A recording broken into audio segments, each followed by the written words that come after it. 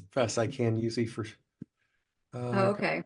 yep. And then we're going to record and let's see.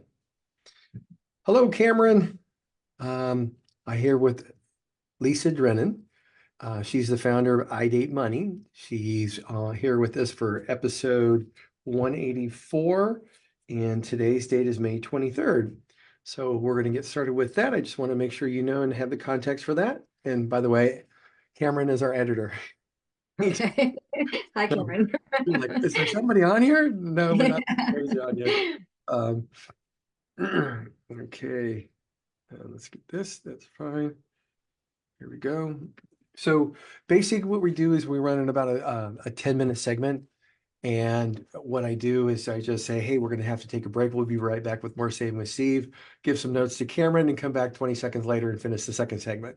And Okay. then when you're all done, do you want to promote your website? Do you want to promote, what would you like to promote when we're all done? I would like to promote, I do a profit gold audit for virtual coaches. So we do an assessment of their business and financial plans. So I'd like to promote that. Okay. And is there a website that people should go to or a place to go to or a link or anything like that? Yes. And we're just switching over from Wix to Go High Level. Mhm. So the link, let's see. Actually, it might still be on my website. That's okay. You know what? Basically, what's going to I happen is have it. this I is going. apologize. I Don't worry, don't worry. It's all literally good. changed. I'm the. You know what? You're behind because I'm behind, and that's not your fault.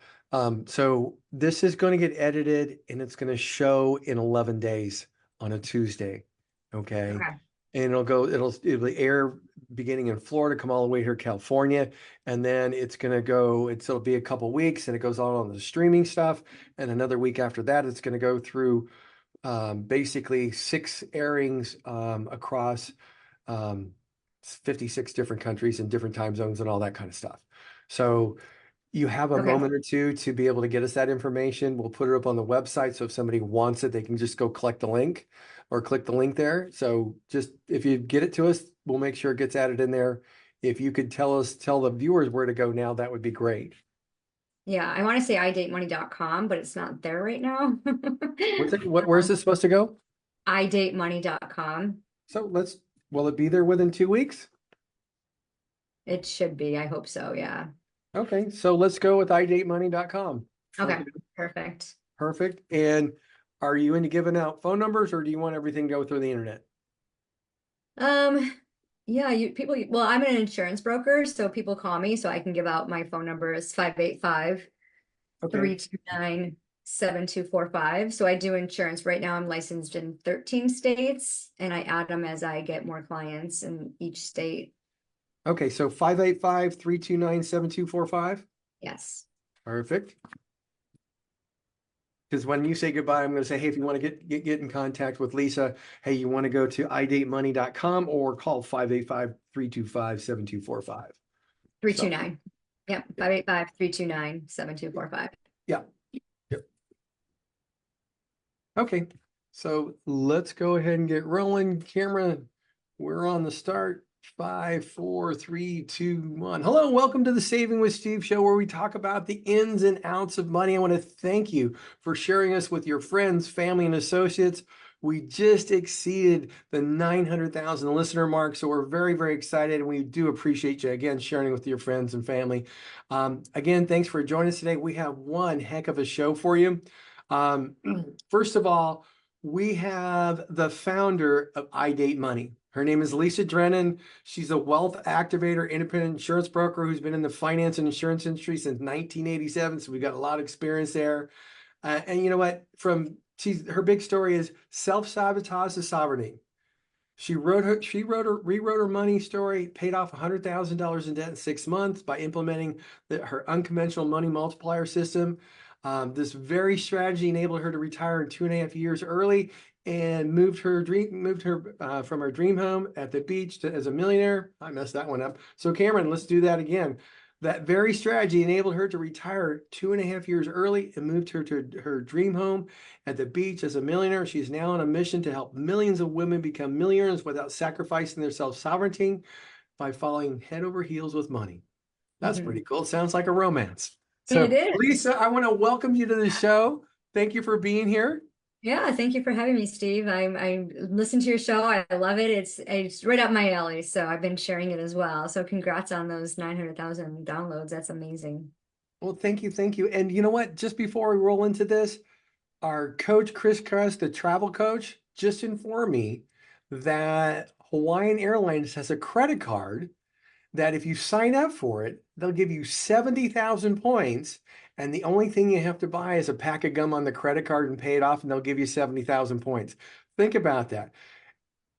We have people that we talk to all the time that set this thing up. They don't put anything on the credit card other than a few dollars, but they're using that 70,000 points to take them and their spouse to Hawaii for free. So think about that. That link will be up on the website at savingwithsteve.us. So let's get back to what's important. Lisa, again, you're here. I'd love for you to share your story and just, you know what, it's flipping things on their ear and paying off a lot of money in a short period of time. Not everybody does that, knows how to do that. What prompted you to say, okay, I've had enough. I'm going to do it this way? Yeah, great question. Well, to go back to the beginning, like you said, I've been in finance and insurance since '87. I became a single mom at 18 years old, and I was working, living paycheck to paycheck. I was a bankruptcy paralegal, creating budgets for people, and knew all the things about budgeting and all of that. But picked up a second job because I just wasn't making enough to support a growing child as a single mom. And my friend told me about store credit. J.C. Penney has a store credit, you can buy your son clothes. And I was just like, credit was taboo in my house. I grew up with a grandma. I come from a family of entrepreneurs. And my grandmother taught me money at a very young age, taught me how to save and to give. And we didn't borrow money. We used the money that we had. So I was really skeptical. I was like kind of nervous, but my son needed clothes. So I went to Penny's, applied for the card. Back then you had to wait for the card to come in the mail. It wasn't instantaneous. And I got it with a $500 limit. I'm like, $500? What are they, crazy? That's a lot of money to be borrowing.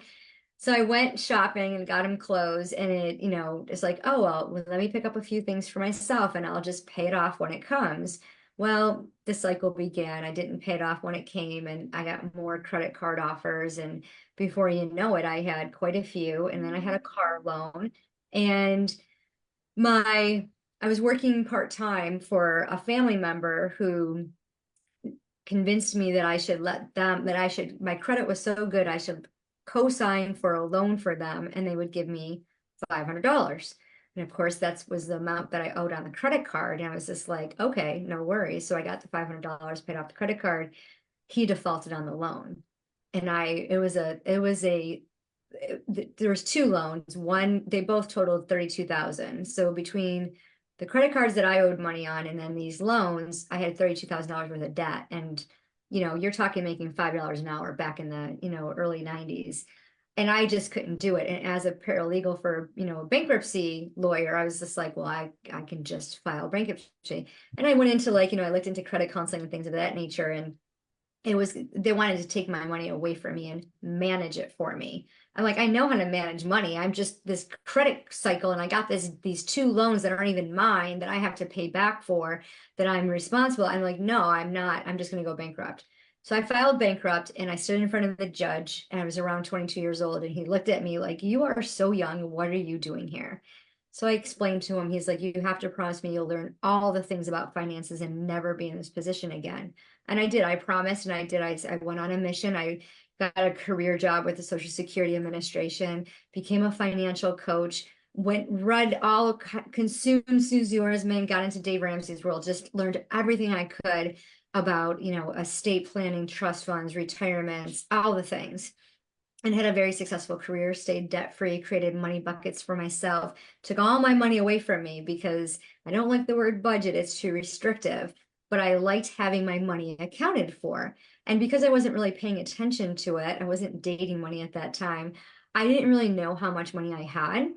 And in 2013, I kind of went on strike. I started going through what my husband calls the change of life where I lost my mind and did things that didn't make any sense. And I got this credit card offer for 0%, and it was like a $10,000 limit. And I was just like, ooh, borrowing someone else's money, that would be fun. And I did the credit, so I got this credit card offer. And before you know it, I got sucked up in this cycle. And I had like 12 credit cards, and they started to expire with an interest rate, and they were going to be going up to 29%. I'm like, I am not paying interest. That's crazy.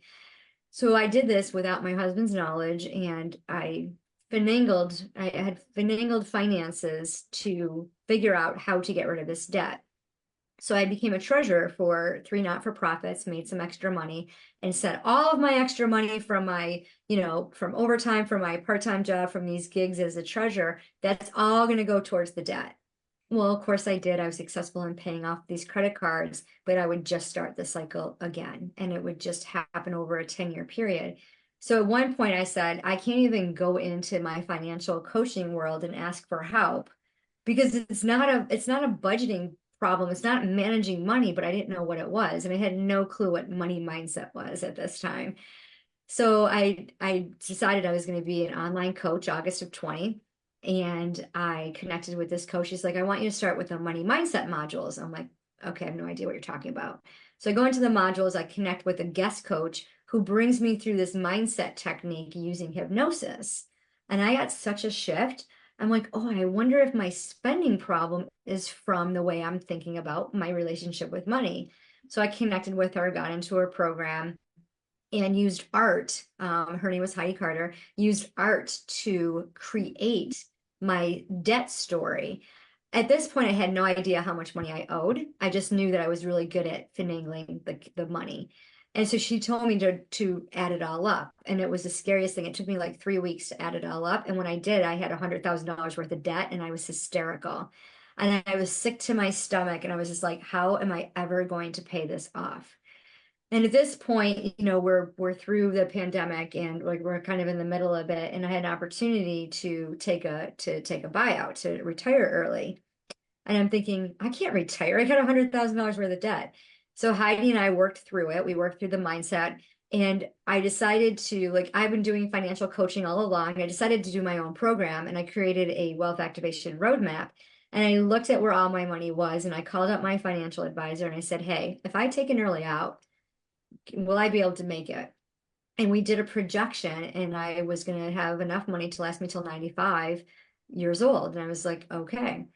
So I had the money at this first time in my life, I realized I was a multi-millionaire. And not only did I have $100,000 worth of debt, I had more than enough money to pay it back.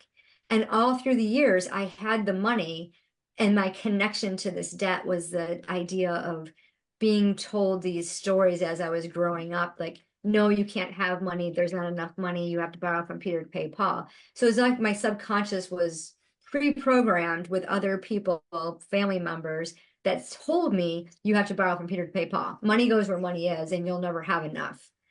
And so I was so afraid to touch my investments, my assets, to do the things I wanted. And when I drew out my debt, I did great things with it. I bought cars, I went on vacations, I had experiences, I paid for an education, I got my graduate theology degree, I paid for my kids' college education, I did remodeled bathrooms, I did really good things with my money. I just leveraged the debt. And because interest rates came up, and I was instilled in me from my grandmother, you don't want credit because you got to pay all that interest. I never wanted to pay that interest. And so a couple of times I had to pay it, and it flipped me out. I went into this spiral of self-sabotage. It's like, stop it. And so when I really sat down with money and I said, okay, let's date. Let's just have a conversation. Like, I mean, I've been married for 34 years or 31 years almost, but we've been together for 35 years. So I didn't know what speed dating and swipe right on their pictures and all that. I had no clue what that meant. So my kids educated me. They're all adults now. And I was like, oh, well, this is what we do with money. We sit down, we build a relationship with it, and then we tell it, like, this is what I expect of you in our relationship. This is how I want you to grow. So when I started paying attention and meeting with money once a week and looking at the income, the expenses, the assets, and then building out my coaching business and seeing how much money was coming in, I'm like, wow. And then I got to do really good things with it. So when I chose to retire early, I paid off, I used some of my investments to pay off all that debt, started with a clean slate, and then started diving deeper into the mindset, into the relationship with money so that I wouldn't repeat that cycle. Because they say 90% of people who pay off their debt only rack it up again. And That's I've found, I'm sorry, I found in working with the hundreds of clients that I've worked with that don't matter how much money they have, they all believe that they do not have enough and they're all afraid to spend their investments because they don't want to pay taxes. that's wonderful insight. Hey, folks, we're going to be right back with more Saving with Steve and Lisa Drennon. Stick with us. We'll be right back. Okay, great. No, that's wonderful. That's wonderful. The second segment, I'd like to go into the how. Hmm. Now that we understand the why and why people do stuff like that, because a lot of it is ingrained with because of mom and dad. Um, and now let's go into the why and how and the process.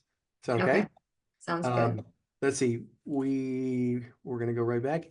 Cameron, we're going to be moving into segment 2 with Lisa Drennon, and I'm going to reset this. And here we go. Hey, 5, 4, 3, 2, 1. Hey, welcome back to the Saving with Steve show, where we talk about the ins and outs of money, pretty much everything under the sun that relates to you having a happier, healthy relationship with money. We have Lisa Drennon today. She's the founder of I Date Money. She just gave us the background of what's going on and the reality of how people look at money. A lot has to do with mom and dad, grandma and grandpa, and that evil eye that they give you sometimes when you do things wrong. But just kidding aside, I'd like to talk about, Lisa, what people can do to start dating their money, putting themselves in a position to where they could do that and also put themselves in a better position financially down the road. Yeah, definitely date money. Tracking is so important. When you have a plan, you can implement exactly how you want, where you want your money to go. So I have the money multiplier system. It's really a little bit unconventional. People get confused by it because it's so simple. It confuses them. So the simplicity of it is anytime you get any money, and this is based on my grandmother's teachings while I was growing up. When I was 7 years old, she sat down with me and said, Lisa, every time you get money, save 10% and give away 10%. And as I grew in my financial planning, when I started working for the Social Security Administration, I had a client come up to me after we did his retirement planning and processed all of that. He goes, hey, do you like to read? I said, absolutely. Because read the book, The Richest Man in Babylon. He goes, if I would have read this when I was your age, I would be a multi-millionaire at 62. So implement it. I'm like, absolutely. So back in the 90s, I read this book and it was the same principle, save 10%. And the psychological thought process behind it was if you can just set aside 10% of your income, you'll always have money to fall back on. And most people do not want to do this because they don't feel like there's enough. So as I started coaching into finances, we had what we call fun money. People don't really enjoy their money. They're so busy paying bills and this and that. So to the money multiplier system, I added 10% fun money. So off the top, don't matter how much money you receive, it doesn't matter. When you take 10% to save, to give, and to have fun with, you're satisfying the basic human needs of that sense of belonging. And then the other 70%, you get to do what you need. We have our four walls, your housing, your transportation, your clothing, your food. Those are pretty much fixed expenses. Food might fluctuate, but that's a whole nother conversation. So when you think about taking care of your needs, then your wants come in. A lot of times we get confused with our wants and our needs, and we're just spending money because we think this will make me happy. But when we stop to realize what's really truly making you happy is buying that, item at your favorite store really making you happy? Does it really make you happy to purchase a book or to spend, hundreds of dollars landscaping your lawn? Like what really makes you happy? And when we can understand the purpose of our purchases, we can step back and say, okay, do I really want to spend my money this way? Because I get a dopamine hit every single time I put money in a savings account and I watch it multiply. When we can see our money making money, like we want our goal to have babies, right? And then to have great, great grandchildren, if you think of it in a relationship sense. So the more money we get to have work for us, and I'm a very conservative investor. So like I love Roth IRAs. I love, I like the stock market. I like to invest in stocks and bonds that I would be a consumer of that product or that Mhm. service. And I tell my clients, like, you could play with this a little bit and see where your comfort is. But some people like to invest in excursions and experiences in real estate. Like, where do you feel the most comfortable putting your money? As an independent insurance broker, I'm licensed in annuities. I will not sell annuities because I don't like them. I don't like the rules and the restrictions and all of that.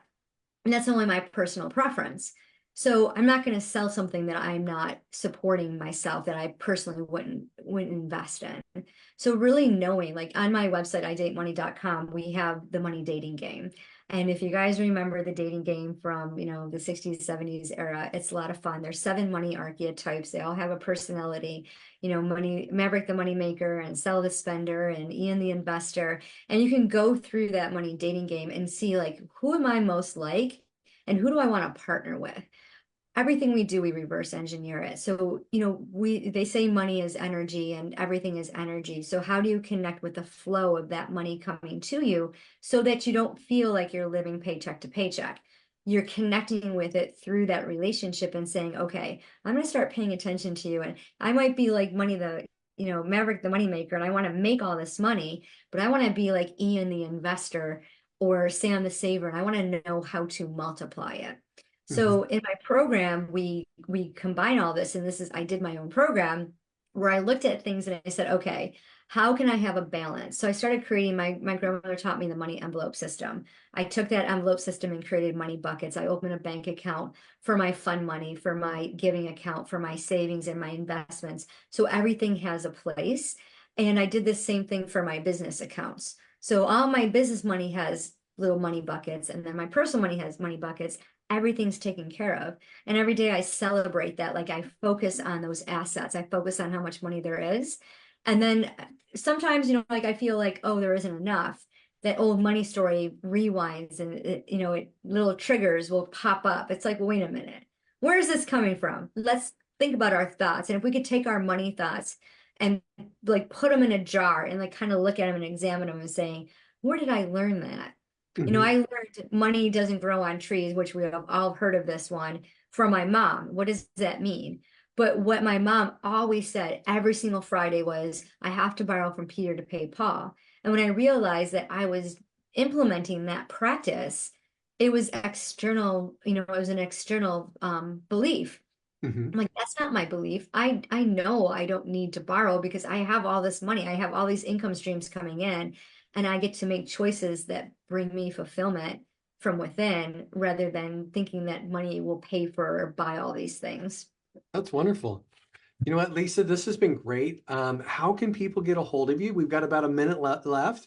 So how can people get a hold of you? How can people get involved with your money dating class and so on?